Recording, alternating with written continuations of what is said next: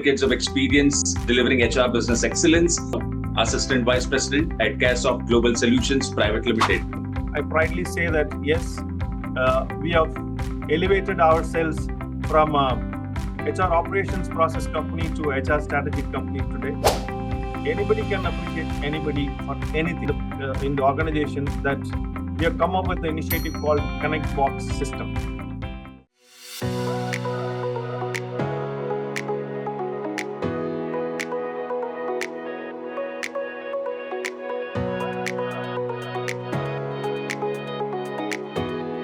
Hello everyone, welcome to the esteemed FaceTime with Leaders, an initiative by World Development Corporation. I'm Sunny Pancholi, anchor at World Development Corporation, uncovering some great achievements and contributions of unsung heroes, inspiring others. We have one such industry giant on FaceTime with Leaders with us today, Mr. Sylvester Paul, Assistant Vice President at Caresoft Global Solutions Private Limited. Good morning, Mr. Paul. How are you doing today? Very good morning, Sunny. I'm good. How are you? Good too. Thank you. So, really looking forward to our conversation. Yeah, me too. Excited. So, Mr. Paul is a highly experienced human resource executive with over 2 decades of experience delivering HR business excellence, innovation, and strategic direction. Mr. Paul, your profile is indeed interesting, especially your role at Caresoft Global Solutions Private Limited. So, could you let our viewers know in detail about these roles and responsibilities? First of all, I thank you so much for the great introduction. And I should also thank the IDP for this entire initiative that you guys are taking. With that note, for the question that you wanted to understand about my roles and responsibilities, before I start, I want to give you some brief about the company where I am in today, right? So Caresoft Global Technologies is basically an engineering solutions and value engineering company and spread across entire globe. And we have got our headquarters in US, and we got about 2,000 and odd people across the globe working. So the company was in the industry for about last 15 plus years. I've been hired in this company 7 years back with the intention of creating a vibe in terms of the employee engagement as such, and then to bring in a learning culture to the entire global organization. And beyond that, they wanted to see the entire HR structure in place, right? So when I say the structure, and HR is a vast area in any organization, it doesn't just go with only the attendance process and the payroll process and the employee query handling process, but it has gone beyond whatever that we see from HR side from now. So in order to bring in the complete strategic HR, so that was my motive. That was the company's motive to hire me inside. And with the past experience that I had from the competency-based approaches that I have invested in my previous companies with the PCMM Level 3 certification, Caresoft has hired me to bring in those competency-based approaches as a practice in the company. So with that aim, my journey started with Caresoft Global. It's been 7 years, and it's a wonderful learning for me. It's a wonderful contribution that I've done. I proudly say that, yes, we have elevated ourselves from HR operations process company to HR strategic company today. So that's a milestone that I could happily say in this moment. Amazing. Mr. Paul, your work has been incredibly productive and impactful. So let's dive a bit deeper into it. Our viewers would like to know that HR role itself is very demanding. We all know that, especially because it needs a good understanding of every business function, right? So on top of that, you have also spearheaded some other challenging projects like building organizational culture and digital transformation. So could you tell our viewers how you manage them all? Thank you so much for asking this very nice question, Sunny. Before I started my HR role in this company, for anyone to start a career in a company, I think they should well understand about what the company is all about, right? What they are up to and what it is aiming to do. The vision is more important before we start our journey actually in the company. So if you know the destiny where you want to go, then you can plan all your processes, all your HR planning, in a proper manner. So that's what I did before I started my HR initiatives. I completely spent a lot of time with the operational leaders and sat with them, understood what they are doing, what is the process, what is the deliverable timings, and who are all our clients, what is the need for people in this company. So this is what I did a small research, and I equipped myself with the operational knowledge. So basis that, once you know that what is the current culture of the company, then we have decided to go ahead with certain level of culture building activity. Normally, culture building activity is not bottom level to up, but it's up to bottom. So I saw certain elements of areas that are missing in this company, which is basically from an employee recognition and employee appreciation perspective. I have taken up this initiative with the buy-in of the management, and we have done a lot of initiatives in terms of bringing in appreciations, events, and then we have built a robust recognition schemes, and then we have even introduced a fun element in appreciating people, that every year we have a appreciation week, which means that that particular week you will have a lot of appreciation cards available entire organization. Anybody can appreciate anybody for anything. It's not just the work related. It's about me coming in well dressed on that particular day, my subordinate come and appreciate me with the card, you are well dressed, and thank you so much for your contribution. Okay, so this is the platform that we want to create. Okay, as people say normally, uh, we should not underestimate any little effort that we take, because little drops makes the ocean. So these are the little steps that we have taken, and today you see very evidently that people are appreciating each other, people are trying to recognize each other. It's not only the leaders who appreciate the subordinates, right? The culture has completely changed. It is taken over from where my subordinates come to me and tell openly and transparently, say that, sir, this is what I've done and this is what you have done. I appreciate you for all these opportunities. That's the transparency, that's the openness that we have created. So that's from the culture setting of appreciating in an organization. And second thing is about people are busy with the day-to-day work and they don't have time for learning, right? And if you're not learning, and you're losing the business, right?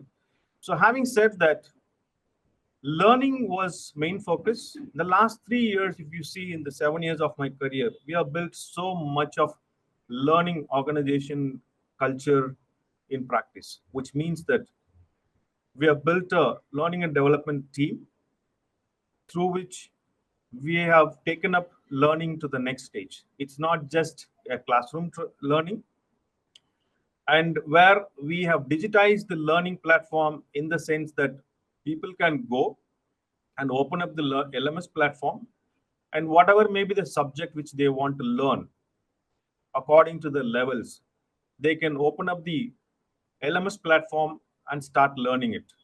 And it's not a lengthy sessions that we have created in the LMS platforms, but it is all bite-sized.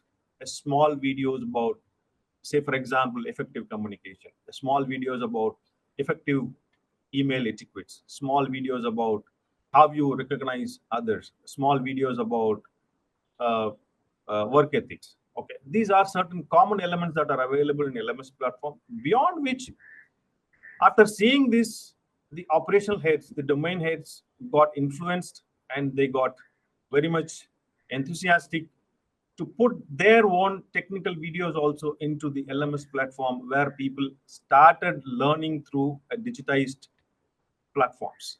Okay, this is the culture that's happening today from a LMS platform. I'm very much happy that from a zero level of learning, and today we are about, at least everybody is spending their time. Okay, and we have gone to the maturity level of bringing the learning hours into a part of the KRA, right? Key result areas, where you will be measured and you have to spend minimum level of learning hours in a particular year. It could be starting from a 48 hours in a year to 60 hours in a year for the leadership team. So this is the maturity that has come in today in the system. So these are two examples, I would say, where the culture is now transformed from where we were when we started and the way that we are moving ahead.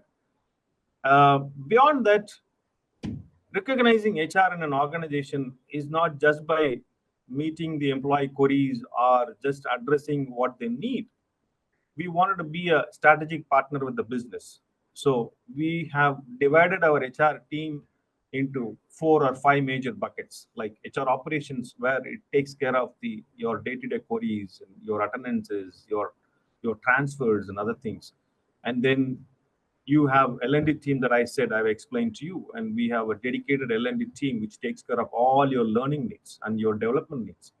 And then you have a organizational development team which thinks about what could be the future, what is our current situation today, what surveys that we can run out, what we can understand from the present, and what we can develop for the future. So this is what is the next level of organization thinking that we have come out. So this is the new team that we have formed. And then beyond that, which is a core of the HR, which is of, normally they call it as business HR, right? You partner with the business and you become one with the business. You understand what they do. You read the pulse of people and you satisfy their needs. Beyond that, more transactional. We have transformed ourselves from a transactional to a strategy. How do I say we have partner as a strategic partner with business? It's basically that today, whatever that you talk is a data for me, right? With all the employees, if you go talk, it's a data for me. What he says to me is a data. I wanted to put all the elements of the statements into a form of a data. That data brings me an analysis of what people want, what people are up to in the organization. So this data is helping me to explain the domain leaders, hey, this is what your people are up to from a operational excellence perspective. This is what your people are up to from an engagement perspective. This is what your people are up to from a reporting perspective. This is what your people are up to from a learning perspective. So when I present this data in a slice and dice manner and my business HR people go and explain this, and the buy-in is very, very easy. The transformation that we wanted from people aspect is very, very easy. And the implementation of any HR initiatives are becoming very handy for us so that we become successful strategic partner in the business. So these are the 3 major areas I would say, yes, we are building culture and we are becoming a strategic partner in the business. That sounds incredible. So building on that, I'm sure that our viewers, especially those in the HR field, would like to know more about your experience in quality audits, that is ISO, and information security audits, that is ISMS. So how do you ensure that HR practices align with these standards? Yeah, we are very much with the policies that we have framed. But policies and practice are very much evident whether it is effective or not effective by the data that you have, right? And if you don't have any artifacts, which means that whatever that you do is going to be in a wasteful manner, right? Your data is your evidence, whether you follow the process or you don't follow the process.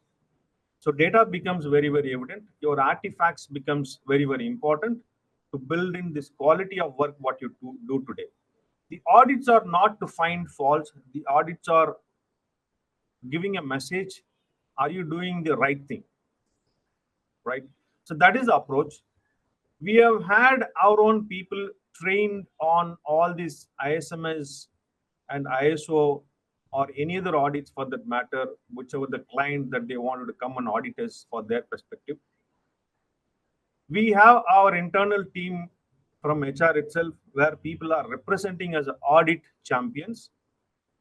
Their duty is to check every aspect of HR process is properly maintained, right from the process document, which is called as your SOPs, standard operating procedures. Every SOP is reviewed on a half-yearly basis. Okay. Sometimes in an HR field, in an support functions field, what we practice on the floor is something different, but what we have registered in the SOPs are something different. So we wanted to go hand in hand, and to make sure that we have half-yearly internal audits, which is conducted by our internal team itself, and we see that these SOPs are properly audited, properly managed, properly documented, and whatever that is required to meet the SOP requirements from a data perspective, that has been audited by our internal auditing team. So we make sure that the audits are integral part of our performance management. So we respect every audit that comes in, whether it is internal or external, and we respect every audit numbers and the feedback, whatever people give. And the important point is that we wanted to respect the audit feedback, which can be implemented. Okay, the feedback is not just for a feedback; it is to correct yourself. Okay, what you do, what you fail is very, very important. So we take every audit feedback as an important integral part of our course correction, and we do that within that timeline, and we see that it is implemented. Okay, to check this, we have also have initiated a proper system in the organization, that we have come up with the initiative called Connect Box system, right? uh, if I feel my experience with the organization is something going wrong, okay, without my name, without my identity, I can write and tell, hey, this is going wrong, this is what we need, this is what we have discussed, this is what people feel in the organization, okay, and you can put it in the box, right? So every month we collect those suggestions, those initiatives, whatever people have written, and we take those suggestions, we form a committee, and we review those suggestions, and we will involve people if they wanted to participate in implementing those suggestions. So that is how we take audit points as a feedback point, and we try to implement it on the floor. And this is very evident, and we want to be very transparent in terms of following these audits, and be in line with what is actually been standard is required. Okay. So, Mr. Paul, as obvious as it seems, you have always widened your professional purview to aid every role within your scope of support. So, how and when did you feel the need to include ESG and corporate governance within your repertoire? Okay, so coming to ESG, we have recently have initiated DEI as one of our initiative to come across the ESG initiatives, which is a global initiative for us. We have conducted a global training program on what actually is the DEI, because DEI been spoken very, very evident in the space, that too from an HR aspect.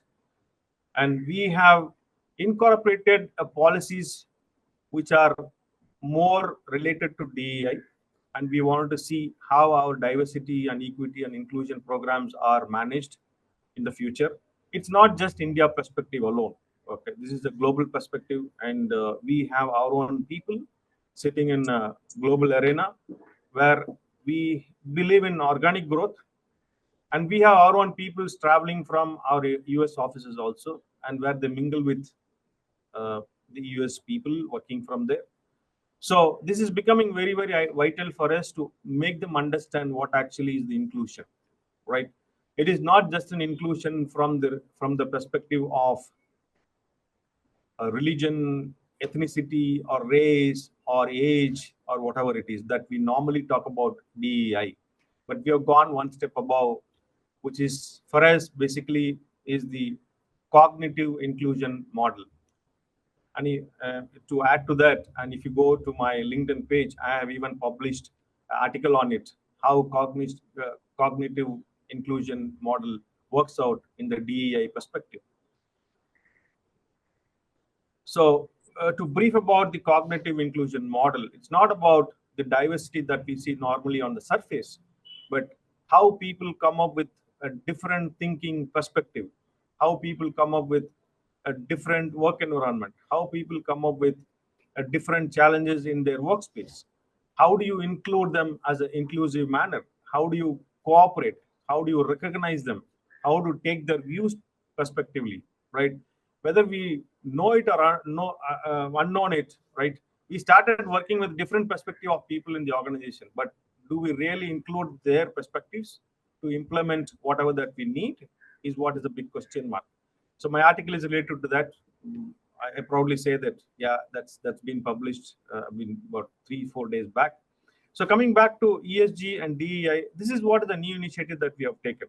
Okay, from a corporate governance perspective, and as I have handled multiple organizations in the past, and then a cross-functional department in the past, that has given me a lot of strengths to handle different ball games in the organization. Okay, from the perspective of decision making, from the perspective of managing the corporate initiatives. So we have taken a lot of these initiatives from the perspective of corporate governance being very, very transparent, and we have initiated a lot of leadership programs for people to see that we have implemented all these initiatives in a proper buy-in. Okay, so this is from that space. Hopefully, I think we have not done much on the aspects of the environmental aspect, because we are just developing, and we have involved people. One note that I wanted to mention is that as we are a company which is organically growing, and we wanted to contribute to the society also. We got about 5 branches in India. One of the branches is not in the metro cities. We consciously have taken a decision to go to the villages, contribute to the society, give something back to the society. So we got about 900 people, a company which is available in our Coimbatore center, which is a global technology center. We have taken tier 2 cities, and we have hired almost all of them from the tier 2 colleges, and we have given them a corporate social responsibility sort of an environment there, and we contribute more to that particular environment. So this is what I would proudly say that we are concentrating from the ESG space. Mr. Paul, this is very insightful information for our viewers, and I'm sure that not only those from HR, but also other backgrounds would find it relevant to their fields. All right, so you must have charted your career journey in the ESG and corporate governance field. So what values do you bring along? So if you ask me my interest to ESG space, okay, whatever that I've researched through so far, okay, whether I am being an executive director or non-executive director, whatever may be the role that I would prefer to play in the future, my vision from ESG perspective is to see, right, this is an evolving strategy which is coming up in the companies. But if you ask me, the integral part of ESG is the reporting. The challenges in reporting is very wide. Okay, you don't have a proper reporting system, you don't have a proper reporting strategy for ESG, and most of the organizations are struggling what data to be put in at what space, how to represent this. Am I really a ESG compliant company is what is the question mark today. Though we have certain guidelines, though we have certain parameters, though we have certain assessments that are going on from a ESG space, but today, if you ask me whether we are really complying with the ESG aspects, and most of the companies would say, I don't think, okay, 100% compliance is not happening. So my vision is to see a proper reporting structure and proper reporting parameters that we can bring into the ESG space and contribute the value to the ESG space to the corporate. This is what is my vision for me to bring into the ESG space. Great, Mr. Paul. Our session with you has been really thought-provoking, and in fact, I too have had a lot of learnings from you today. So some of the key takeaways are, first and foremost, integration of academic knowledge with practical business applications. Second is human resource management and effective communication. Third is commitment on development. I think next is adaptability and accountability. Next would be understanding of geographical challenges and government policies, cognitive inclusion of ESG and corporate governance, and people and society first approach. That is, thinking world as a family, Vasudhaiva Kutumbakam, right? And obviously, continuous learning. definitely. Right. All right. So before we end the session, what do you think about our initiatives meant to cross-pollinate knowledge and build a knowledge-sharing community led by Mr. Zishan Pathan, Mr. Heval Mehta, and the team of World Development Corporation? I should definitely appreciate the entire team here. I'm really proud of being part of this initiative, right? And so many people are coming up with this awareness what you guys have created in the industry, and this is going to transform the complete industry, because becoming an executive director or a director uh, is not a very visible aspect or very visible platform in the past, right? Today the awareness is very much high, and at a younger age, when people come into this sort of roles, I think the society will gain more. The transformation in the organizations is going to happen at a vital space. I would feel that now I would congratulate the entire crew of uh, IDP Institute. A very well done job, and I think you guys should keep up the good work and create more wise people in the organizations. Thank you so much, Mr. Sylvester Paul, for joining us today. And we wish you the best for your future endeavors. Moreover, trust that this initiative by Directors Institute has unquestionably expanded the participants' understanding and enriched their minds. Thank you so much, Sunny, for your time. And it's a very well done session. And I also had learnings from you. Thank you so much for this time. Thank you so much and have a nice day.